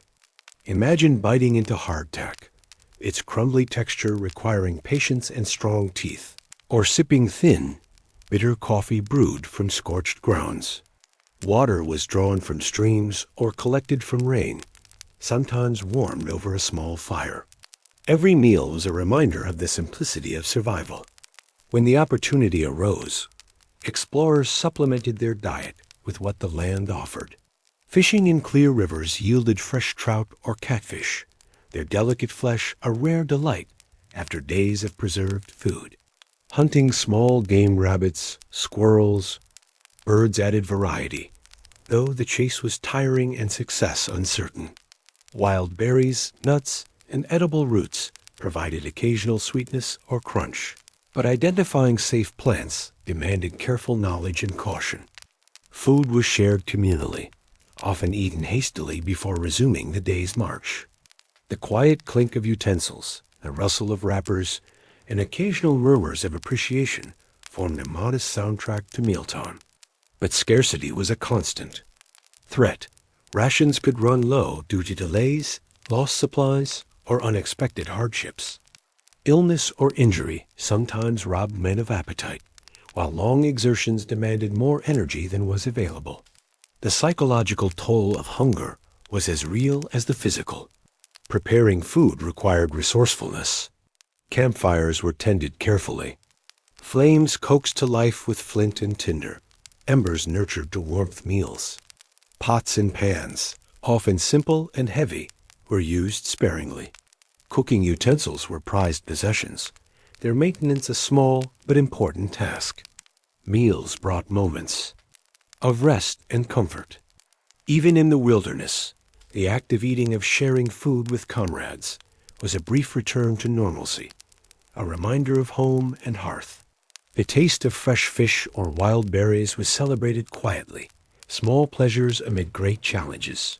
Food on the frontier was humble and functional, but it nourished not only the body, but the spirit. Each bite was a step forward, a promise of strength to face the unknown. Imagine the cold bite of dawn, already heavy with worry, not from the trail ahead, but from the ache in a man's leg or the fever burning under his skin. In the vast wilderness, illness and injury were invisible, relentless foes that could halt even the strongest explorer. Medical knowledge was limited, and supplies were scarce. Small wounds, left untreated, risked infection. Fevers and chills swept through camps, weakening bodies and spirits. Diseases that are now easily cured could become life-threatening dysentery, pneumonia, or infections from insect bites.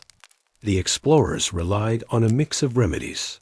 Herbs gathered from the wild, poultices, and tinctures were prepared by those with some medical experience or knowledge passed down from native guides.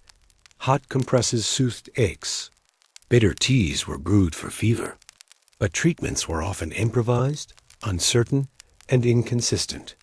Imagine a man sitting quietly beside the fire, wrapped in a threadbare blanket, his face pale under the flickering light. His comrades watch with quiet concern, offering what comfort they can, sharing their limited supplies. Injuries were common, the result of falls, accidents with tools, or encounters with rough terrain. Broken bones were set as best as possible, bandages fashioned from torn cloth. The wilderness allowed little room for proper healing, and pain was a frequent companion. The psychological toll was heavy. Fear of illness mingled with isolation and homesickness. The knowledge that help was far away weighed on men's minds. Some succumbed quietly, while others drew on reserves of willpower to continue. Sanitation was a constant challenge. Limited fresh water and cramped campsites made hygiene difficult. Waste disposal was rudimentary, often contributing to the spread of disease. The cycle of sickness and recovery became part of the rhythm of the expedition. Yet, despite these invisible adversaries, explorers pressed onward. Their resilience was remarkable, a testament to human endurance in the face of fragile health and harsh conditions. The stories of survival are woven through the history of exploration, a quiet echo beneath the tales of discovery. Imagine stepping cautiously into a clearing where the sounds of the forest give way to the subtle murmur of voices, not foreign, but unfamiliar. Encounters with native peoples during American exploration were moments charged with curiosity, caution, and the fragile potential for understanding. These meetings were gateways between two worlds, each bearing its own rhythms and stories. For explorers, the wilderness was not empty. it was home to communities with deep knowledge of the land. Native peoples had lived, hunted, and thrived across these territories for generations, their lives woven into the fabric of rivers, mountains, and forests. Imagine a scene: an explorer meeting a native guide, their words tentative but respectful, gestures conveying meaning beyond language. The guide's knowledge of plants, water sources, and safe paths became invaluable, transforming the unknown into something navigable. Yet these encounters were complex. Trust was fragile and had to be earned. Explorers brought unfamiliar customs and intentions, while native peoples were wary of newcomers who could bring disruption. Misunderstandings could arise easily, but so could moments of cooperation and mutual respect. Trade was often the bridge. Furs, tools, and food might be exchanged for European goods, metal knives, beads, or cloth. These interactions enriched both parties, but also marked the beginning of profound changes. Some welcomed, others feared. Imagine sitting by a shared fire, stories told in overlapping tongues, laughter occasionally breaking through the quiet tension. These moments humanized distant cultures, revealing shared hopes and fears beneath different customs. The knowledge native peoples shared helped explorers survive and understand the land's secrets. Their skills in tracking, fishing, and interpreting natural signs were lessons passed on quietly but enduringly. But the impact of these encounters stretched far beyond immediate survival. They shaped the course of exploration and settlement, introducing new ideas, technologies, and challenges. The mingling of cultures created complex legacies of cooperation, conflict, and transformation. In this light, every meeting was a story in itself, an invitation to imagine a world where paths crossed, histories entwined, and the wilderness held many voices. Imagine the slow shift as the dense forests and rugged mountains give way to fields and roads more familiar. The long journey of exploration nears its end, and with it comes a complex mixture of relief, reflection, and anticipation. Returning to civilization was not simply a physical journey. It was a crossing back into a world changed by absence, where the past wilderness lingered in memory. The route home was often as challenging as the outbound trip. Supplies might be exhausted, bodies worn thin by months or years of hardship. The excitement of discovery, softened by fatigue, illness, or the quiet ache of separation from comrades. Left behind. Imagine the slow pace of a weary group trudging toward towns and settlements, their faces marked by sun and storms, eyes distant as memories drift between hope and exhaustion. The return was also a time of reintegration. Letters were written, stories shared, and reports delivered. Explorers faced the task of translating the wild, untamed experiences into words and maps, artifacts, and accounts. Their tales would inform, inspire, and sometimes caution those who remained. Yet, homecoming could be bittersweet. Some returned to find their lives transformed, families grown apart, changes in society, or the personal cost of their absence weighing heavily. The wildness they had known remained vivid within them, a quiet contrast to the ordered world of towns and cities. Imagine a man sitting quietly by a hearth, staring into flames, the roar of the wilderness now replaced by the steady crackle of domestic firewood. Memories of distant forests and rivers stirred gently, like embers glowing beneath ashes. The psychological shift was subtle but profound. The wilderness, with its relentless challenges and raw beauty, had shaped identity and perspective. Returning to civilization demanded a recalibration, a learning to live again among people and structures built for comfort rather than survival. For some, the journey home was just the beginning of another kind of exploration, a quest to find balance between the two worlds. Their stories became threads in the tapestry of history, bridging the frontier and the familiar, wilderness and home. Imagine, after months or years spent walking through vast forests, crossing turbulent rivers, and sleeping beneath endless skies, finally pausing to look back. The journey of exploration is complete, but its quiet echoes linger soft ripples. Across the landscape of time and memory, the explorers themselves, once strangers in the wilderness, have been forever shaped by the places they passed and the people they met. The land they traversed is still there, silent, enduring, its rivers flowing as they always have, its hills standing tall against the horizon. Yet, through the explorer's eyes, these natural features became stories, markers of survival, of hope, of human endurance against the unknown. Imagine sitting by a fire on the last night of the journey, the stars overhead familiar friends now, the air heavy with the scent of pine and earth. The men around you share quiet words, not of glory or conquest, but of what was learned, felt, and changed within. The legacy of exploration is subtle but profound. It is found in the maps sketched by candlelight, imperfect yet groundbreaking. It is in the journals filled with careful observations, poetic reflections, and pragmatic notes. It is in the friendships forged in hardship, in the knowledge exchanged with native guides, and in the resilience born of struggle. This legacy also carries shadows. Exploration opened doors for settlement and change, sometimes bringing disruption to indigenous peoples and the land itself.